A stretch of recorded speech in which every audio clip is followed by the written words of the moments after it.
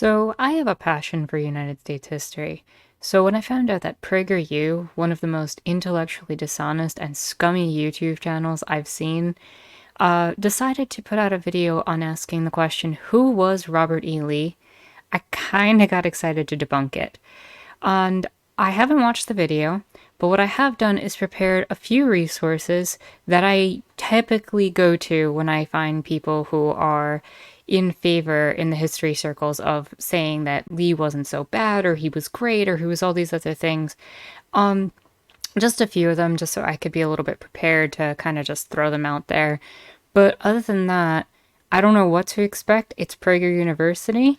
So, with that said, let's find out, shall we?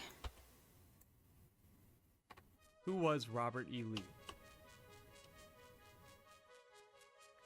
He was a statue. Statues of great historical figures, like Robert E. Lee, are being torn down across America.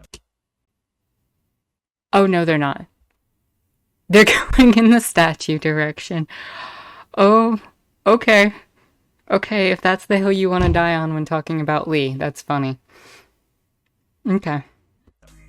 Here are some facts about Lee that remind us why his statue should remain. How about the fact that Lee was opposed to glorifying anything that had anything to do with the Civil War because he thought it would be a reminder of the bloodshed spilt between brothers on the battlefield? How about that one? Maybe that's a reason why it shouldn't stay up. They built it right after he died, and it probably would not have been built with his permission had he been alive. And it wasn't just Confederate statues. He didn't think that they should be glorifying the war in general, because it was brutal and bloody. Robert E. Lee was connected to George Washington through his father. Oh wow, this is bad.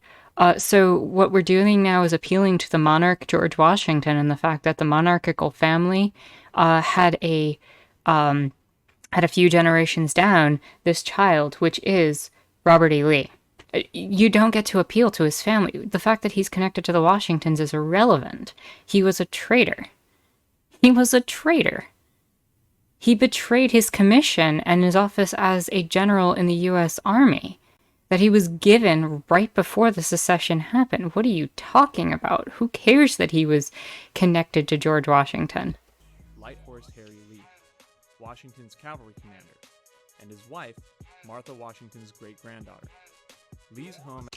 So great, he was connected to the Washington. Like, what does that have to do with him being a cool person who gets a statue?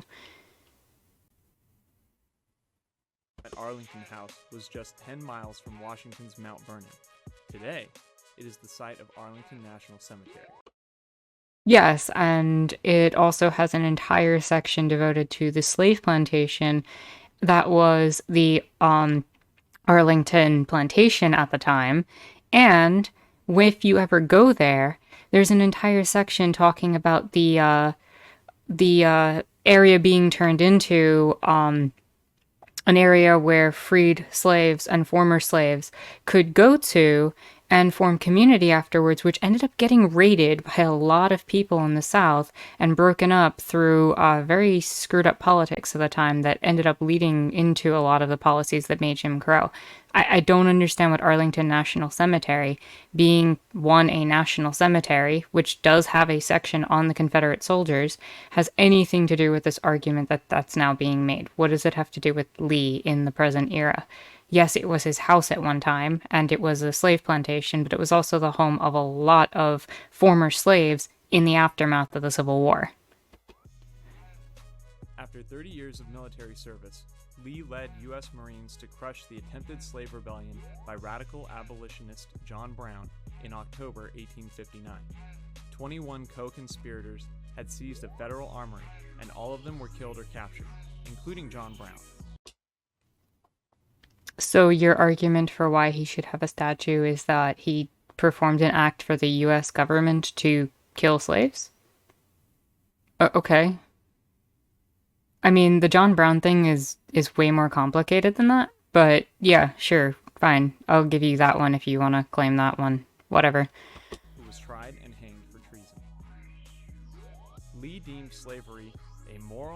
political evil in any country. Here we go. Here we go. He claimed it a moral and political evil in any country.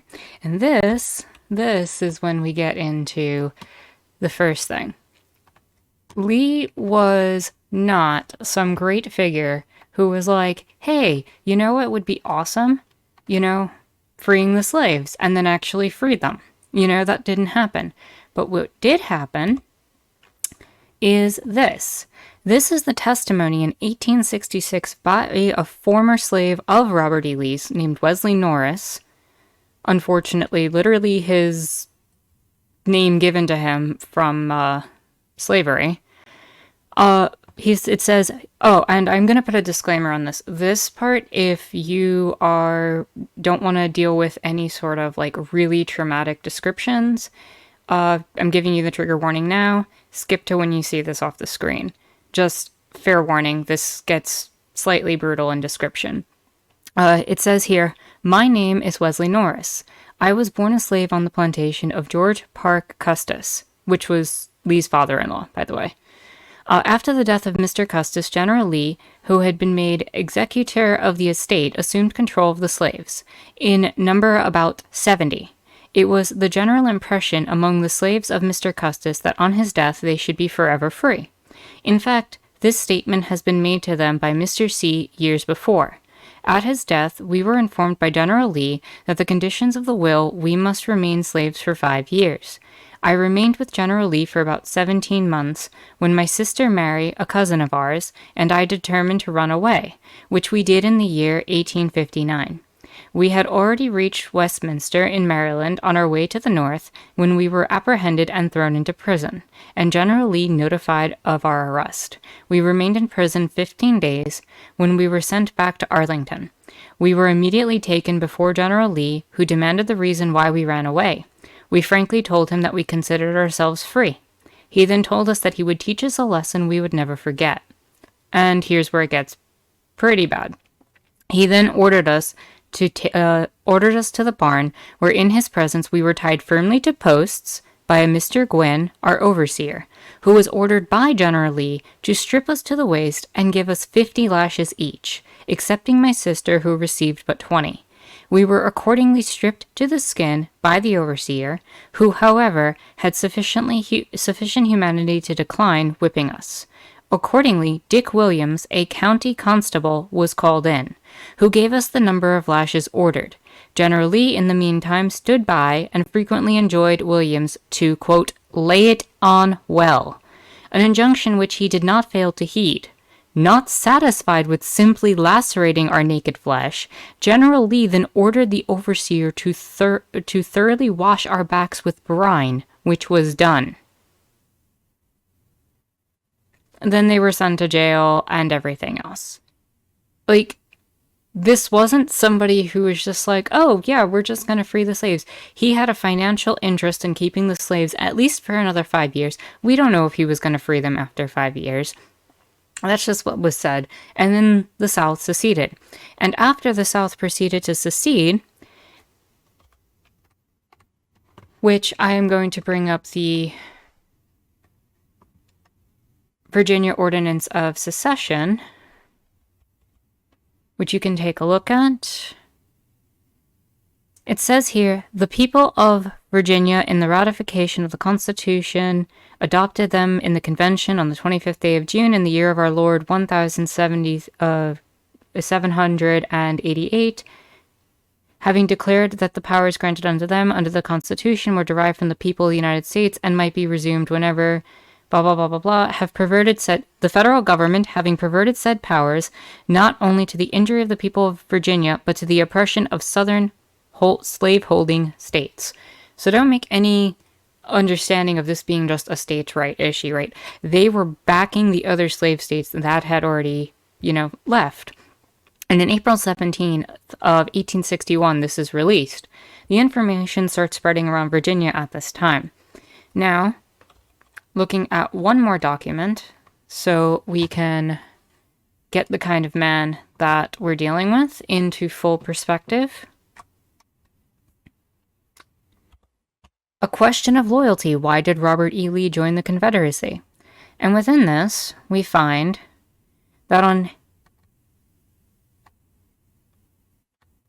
April 18th, he was offered by Lincoln to ascertain Lincoln was trying to ascertain Lee's intentions and feelings, and Preston Blair asked Lee to assume command of the army being raised to put down the rebellion. You know, like the one that they put against Brown, right? Lee declined the offer and proceeded immediately to Scott's office, where he recounted his conversation with Blair and reiterated that he would not accept the proffered command. Tradition has it that Scott, a fellow Virginian, replied, "Lee, you've made the greatest mistake of your life, but I feared it would be so." And then the next paragraph down, you see, word of Virginia's secession, voted by the state's convention on April 17th, appeared in local papers on the 19th. In the early morning hours of April 20th, Lee composed a one-sentence letter of resignation to Secretary of War Simon Cameron. This guy decided, right after, with that clause in there that they were defending slavery, that his state was more important than his country. And I know that back then that was a huge point of contention, right? States versus country. We didn't quite have an idea of ourselves as citizens of a federal nation completely, blah, blah, blah. And that's the argument that's generally made. But he was given a choice. He made his choice. He knew what was happening and was refusing to do this. So no, you can't call him a hero. He specifically resigned his commission and then became the leader of the army that fought against the United States. Going back to the video, though. But considered it a greater evil to the white man than to the black race. Oh boy, they pulled that one out. Okay, so slavery being a greater evil to the white man than the black race. Hold on, let's pull that back so we could just see that. What is the greater evil? You economically prospered over a great number of people who were forced to do your work, who you lashed 50 times. It's not like they were whipping you 50 times. They were not the ones hurting you. You prospered off of the backs of people.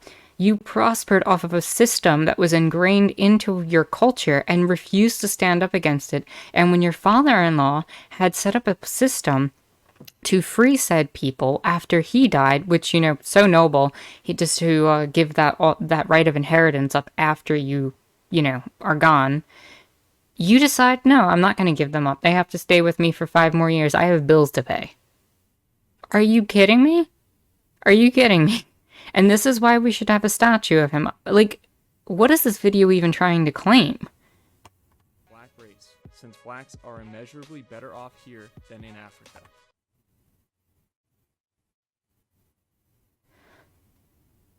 I don't even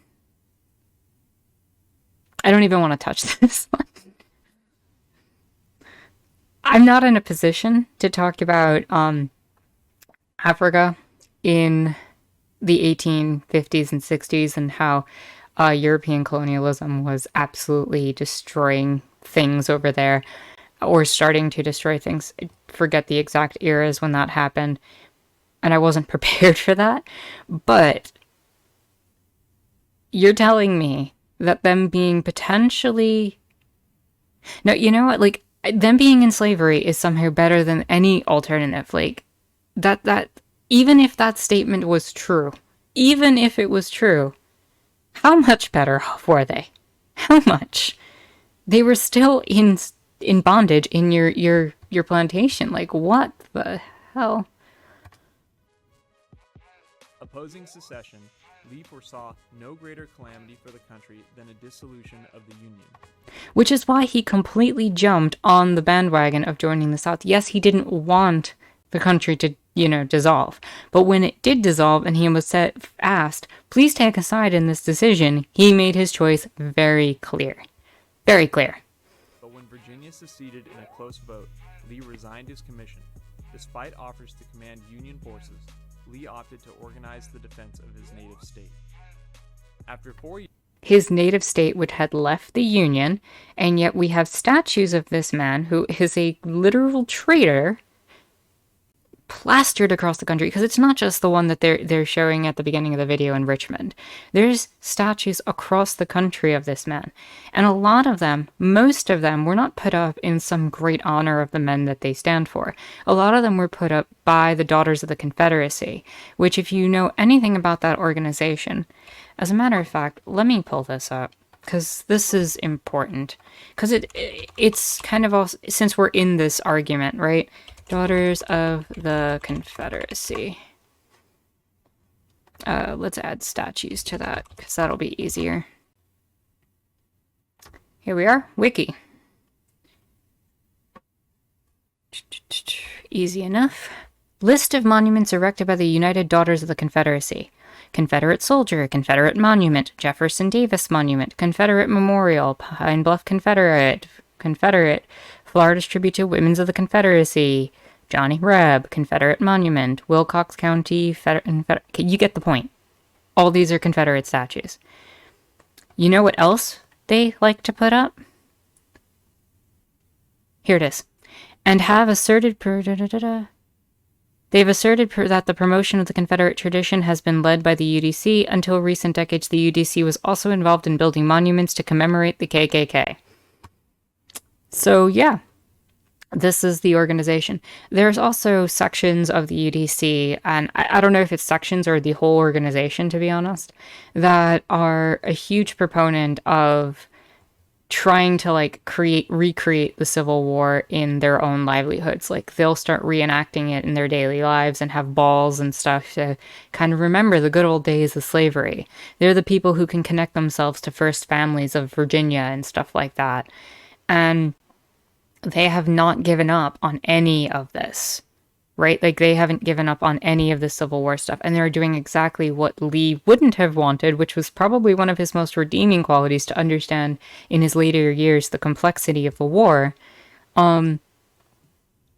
But yeah, this is the people who made a good number of the statues, and I'm sure numerous organizations like them had made a lot of the other statues. So, and that's the other thing. The UDC was specifically designed to try to create a future of white supremacy on some level, at least back in the 1880s and 90s. They were the ones not only making statues of the Klan, they were taking out textbooks, and this is all easily looked up information, right? They were the ones taking textbooks and trying to get rid of any information about the North winning the war.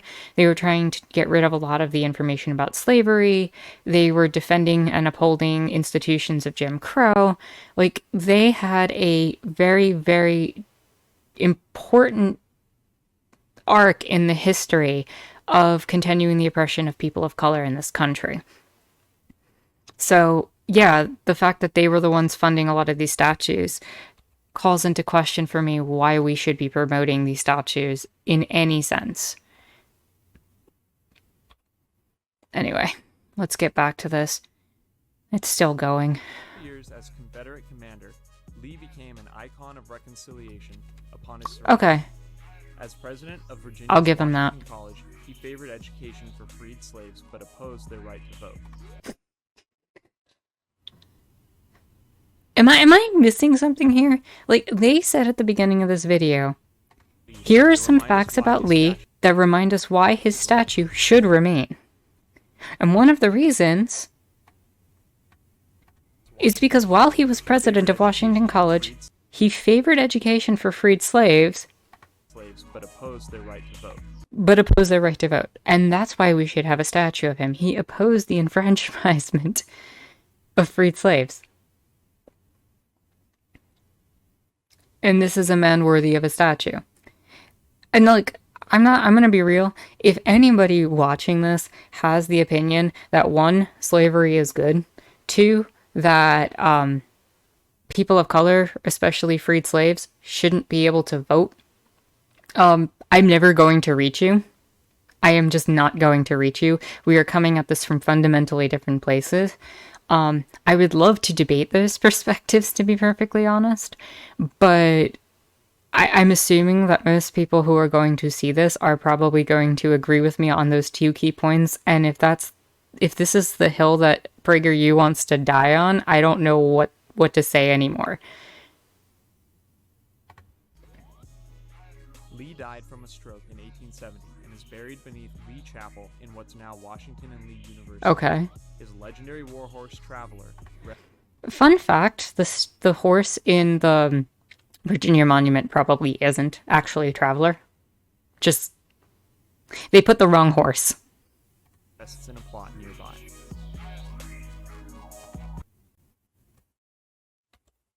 Well, that was special. That was uniquely PragerU. I'm completely at a loss for words. I was expecting, I guess I gave them too much credit to expect that maybe they were going to come up with some of the better arguments for Lee. Like, he was a great general, he was a brilliant mastermind, his tactical genius, the fact that he went to, West Point University and, you know, served in the U.S. military and all this other stuff. And all, like, I thought they were going to appeal more to that. I didn't expect the statue thing. And I'm very confused. Like, this video was called Who Was Robert E. Lee? And they put this, like, statue thing under it and then kind of forgot they put it there, I think. Because some of the points really didn't promote why we should be making a statue for him. So I think this video is just generally clunky and confusing, and 2 minutes and 17 seconds of just utter garbage. But I hope that I was able to shed some of the brutality and nuanceness that was Lee in this video. With that said, my name is Anarchist Tara, and I hope you enjoyed watching.